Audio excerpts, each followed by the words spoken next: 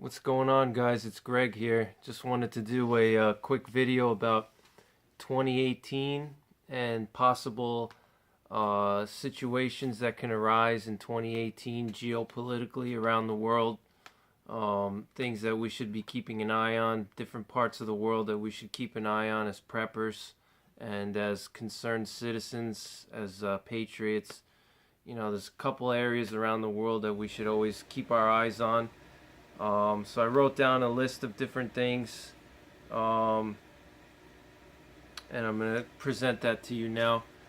So I got North Korea, Russia, ISIS, pandemic, and Middle East. So these are the areas that I think that everybody should be watching in 2018 and also beyond 2018, but let's focus on 2018 for now. I think these areas of the world and these countries, something could potentially happen from these countries in 2018. Now, North Korea, I have a feeling that North Korea, they may try to test nuclear weapon. Potentially in 2018, they may try to test a nuclear weapon. They said that they were going to do it. Logically, it just makes sense. If they already tested a ballistic missile now, they can reach the U.S. with a ballistic missile. So the next logical step for them is to put a warhead on the missile and detonate it somewhere so they can see if it works or not. So I would expect some type of a nuclear weapons test possibly in 2018 by North Korea. I think they're going to possibly put the warhead on the missile and launch the missile and detonate it somewhere, possibly in the Sea of Japan, possibly in the Pacific Ocean, and that could potentially lead to war. That could require some military response by us. So that could potentially lead to SHTF, because if we get involved in a war in North Korea, obviously that would be a major war. I did a whole video about that, or you can look up. You can look that video up. I'll put a link at the end of this video. I'll put a link. You can click on the screen. I talk about North Korea, but so North Korea is going to be a big one. I think that they're possibly going to test a nuclear weapon on top of a ballistic missile, intercontinental ballistic missile. They want to test and make sure that their nuclear weapon is fully ready for strategic defense. It's just a logical thing. Every nuclear power has to test their weapons somehow. Otherwise, it's just like if you buy a gun and you never shoot it, you never take it to the range. You don't know what it's capable of. You don't know if it works. You don't know how accurate it is. How are you going to be able to rely on that gun to protect you? So, every nuclear power has to test their weapons. Every nuclear power has done it. Russia, U.S., China. So the next logical step for North Korea is for them to put the nuclear warhead on top of their latest ballistic missile, the one that can reach the U.S. and reach as far as New York City. And they're going to probably put a warhead on it and test it. So that's something to look out for. There's also some other concerning things about North Korea, as far as they have a very advanced biological and chemical weapons program that a lot of people don't talk about. And they get a lot of those things from the old Soviet Union days. They received a lot of biological and chemical weapons from the Soviet Union, during the USSR. So they received tons upon tons of chemical weapons and biological weapons. So I expect them to be perfecting those types of weapons in addition to their nuclear deterrent, their strategic nuclear deterrent. North Korea wants to develop a strategic nuclear deterrent. That's what they want to do, because they're afraid they're going to end up like Saddam Hussein or Gaddafi. So that's their main goal. But they're also going to develop chemical and biological weapons, because those types of weapons are easy to they're actually easier to make than nuclear weapons, particularly chemical weapons. Chemical weapons are much easier to make than biological or nuclear weapons, and they're very devastating. They're very deadly, and so I think they're going to perfect that. The next one on the list is going to be Russia. Russia's a big one. Vladimir Putin is going to be running for re-election.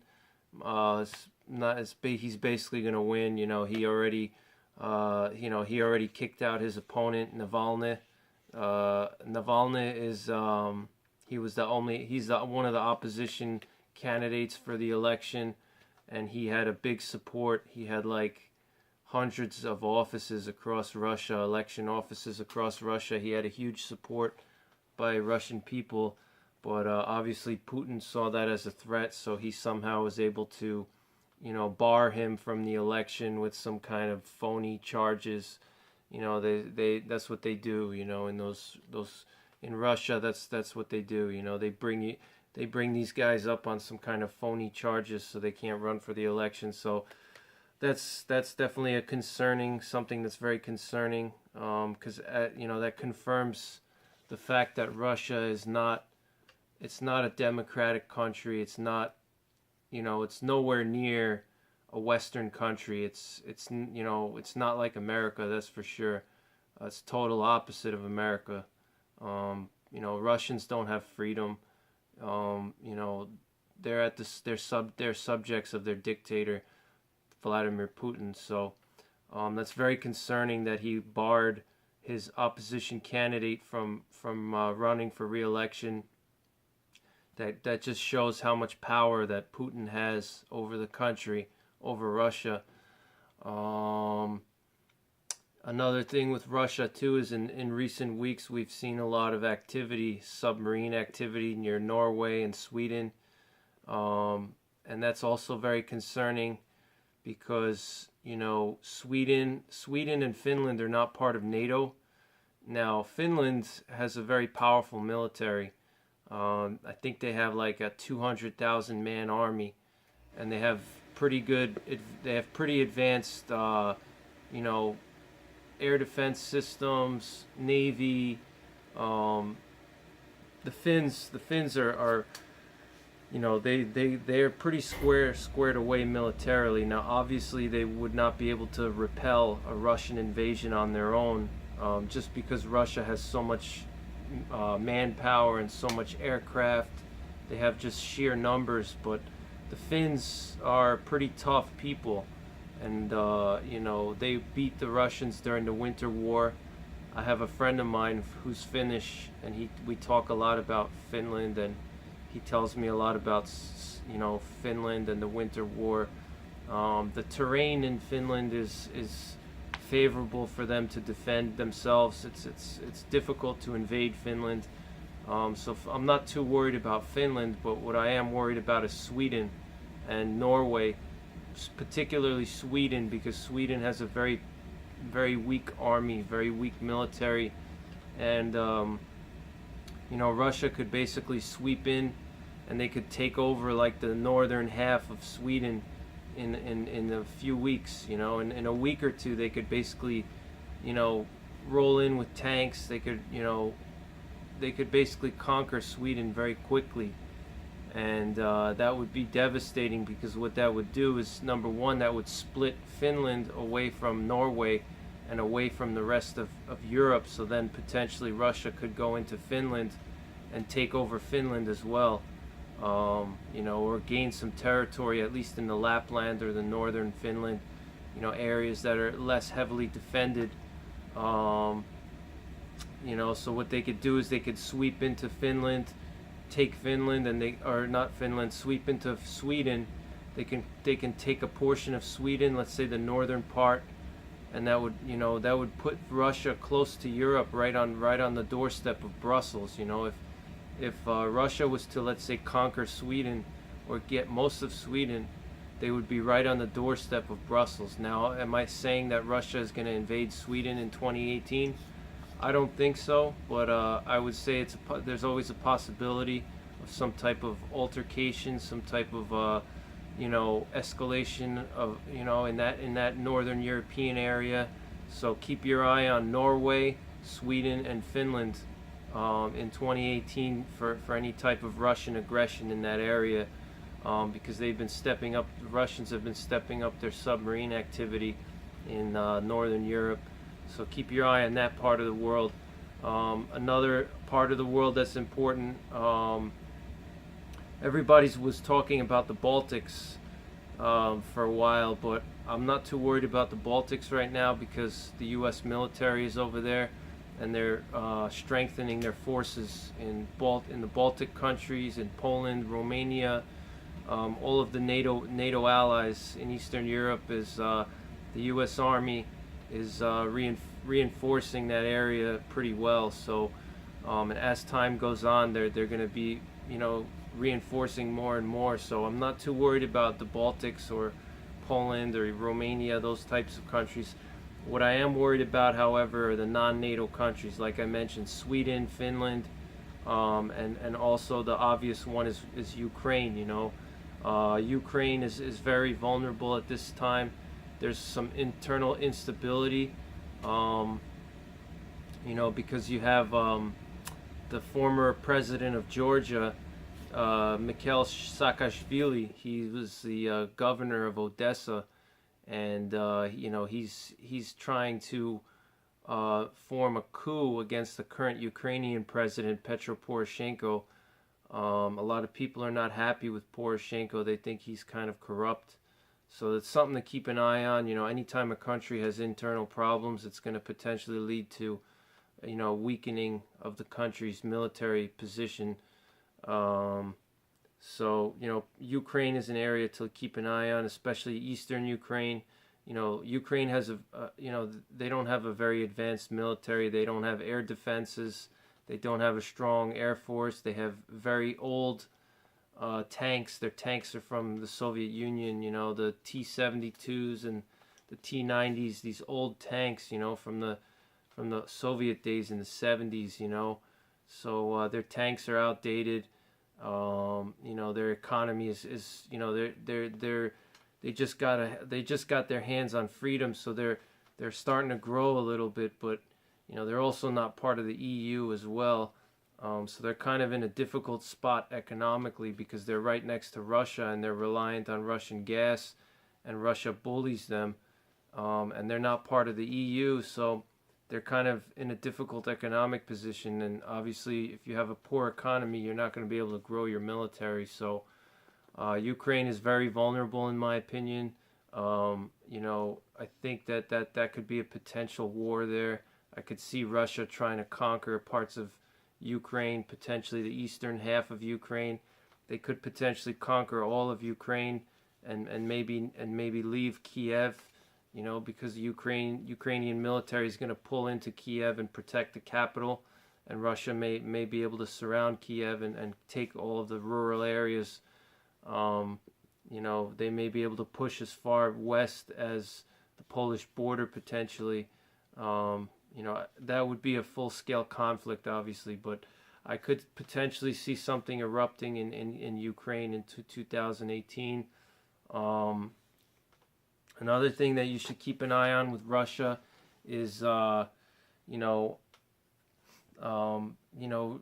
Trump just authorized, the anti-tank Javelin missiles to be sold to the Ukrainian military, and other small arms to Ukrainian military. So now, that doesn't sound like a big deal because it's just, anti-tank missiles, shoulder-fired anti-tank missiles. You can look up the Javelin missile. It's basically for ground forces, for infantry, so they can defend themselves against, tanks, and small arms.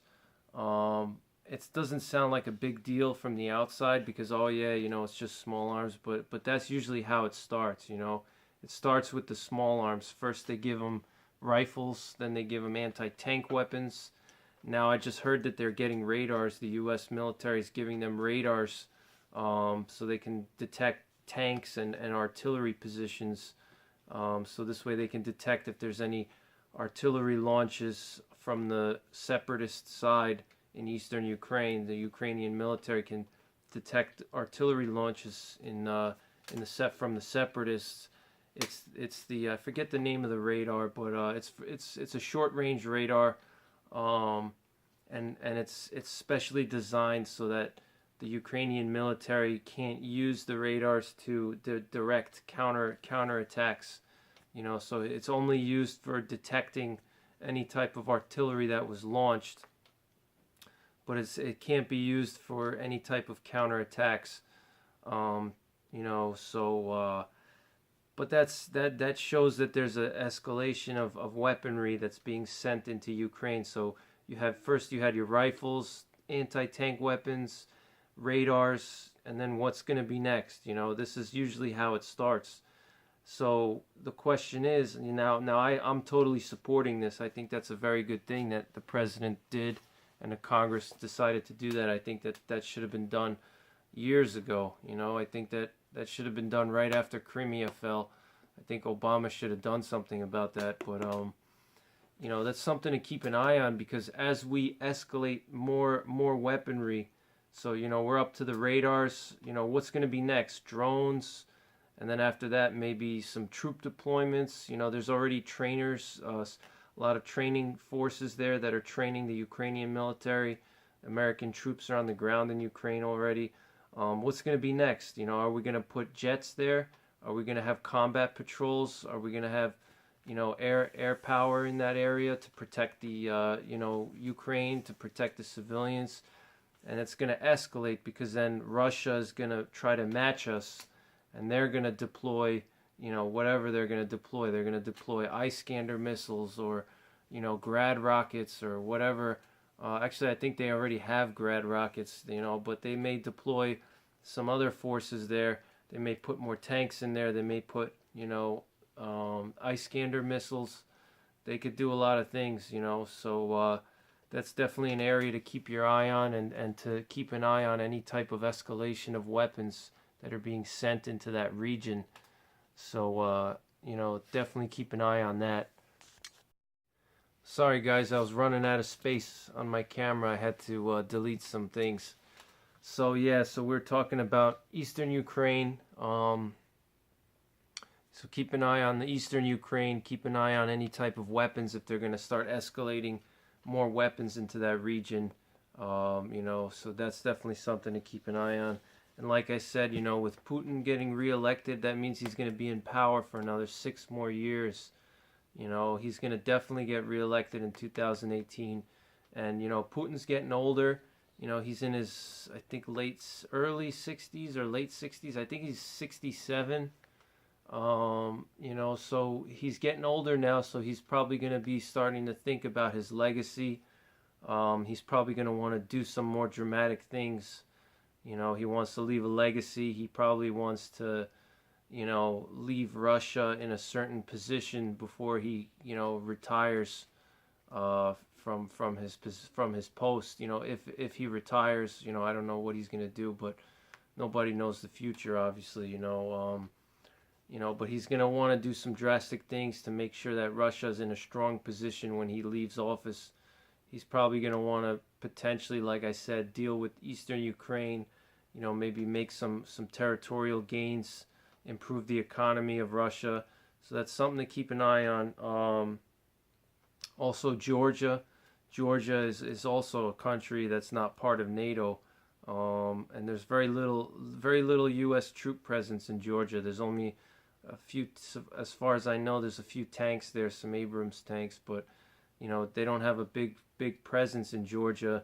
And Georgia's it's in the Caucasus. It's kind of isolated from the rest of Europe and from any type of American military bases. There's no, the nearest bases are going to be in Europe, in Romania, in Poland, in Germany.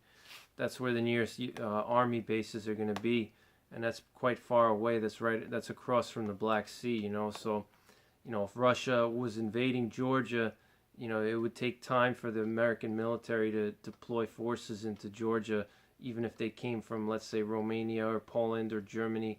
Those are the closest bases, or from the Middle East.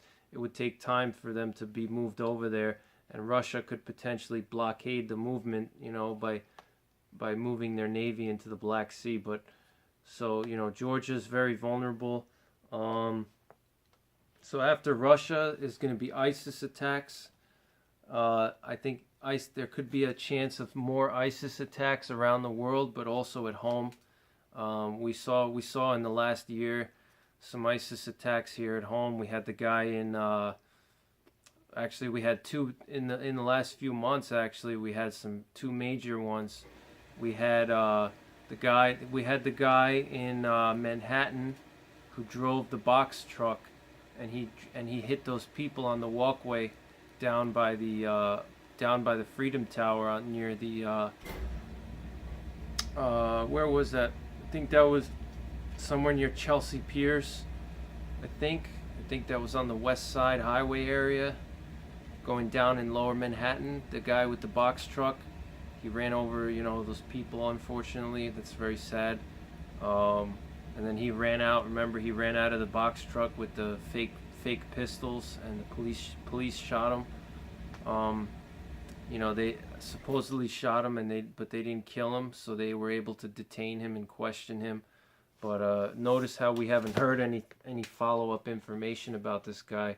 It's kind of been quiet, so my guess is that they probably want to keep it secret, But so we had the box truck incident in Manhattan, and then recently, a few weeks ago, we had the guy in the subway. He had the bomb. The bomb went off in the subway. So that's two very concerning things,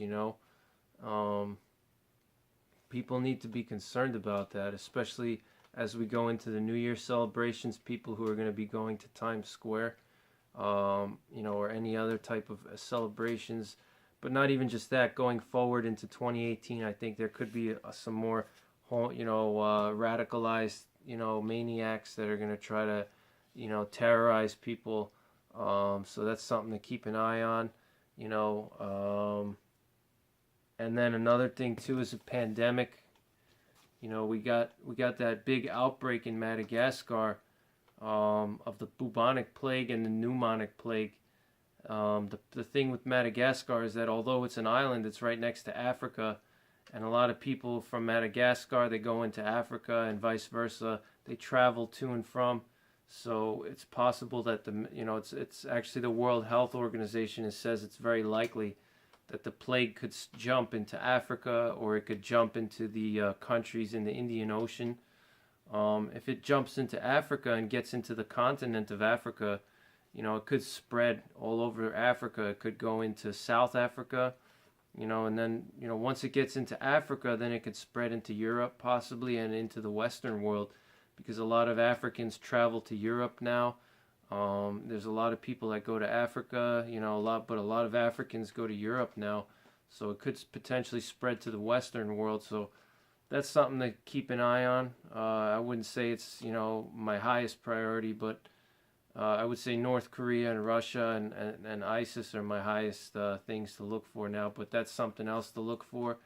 And then we got the Middle East. The Middle East is always a hot spot. But one thing to look out for is to see if there's any kind of a peace deal.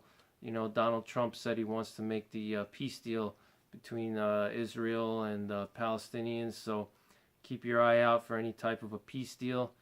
I don't think it's going to happen, but it's possible. Who knows? And, then you also have Saudi Arabia and the Iranian rebels, the Yemeni rebels that Iran is supporting.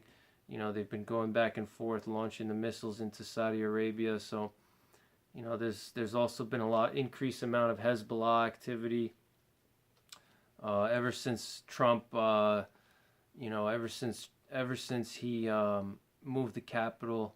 He recognized Jerusalem as the capital of Israel, and he moved the embassy there. That obviously antagonized some of those people. I think what Trump did was right. It should have been done a long time ago, but so those are some things to look out for, guys. I'm not going to really spend too much more time, but these are just some things around the world to keep an eye on, and I could probably also add South China Sea in here too. South China Sea is another one. The Chinese are really getting aggressive in the South China Sea area, so there could be some, possible conflicts in that region of the world. So keep an eye on this stuff, and I hope that 2018 will be a safe year and that nothing happens. There's no war, there's no SHTF, there's no WR. I hope none of that stuff happens, but we always have to be prepared for the worst, and ultimately we have to trust in God, because God is the one who's in control of everything. So be prepared, but don't be paranoid. Trust your Lord and Savior Jesus Christ. Give him all of your fears, all of your anxieties, all of your worries. And just be prepared, and that's the best you can do. Don't be paranoid, and make sure that you tell the people that you love, tell them that you love them, appreciate them, and because you never know tomorrow. You never know when your time is up. So keep that in mind. All right, guys. So thanks for watching, and I'll see you on the next video. Take care. Bye.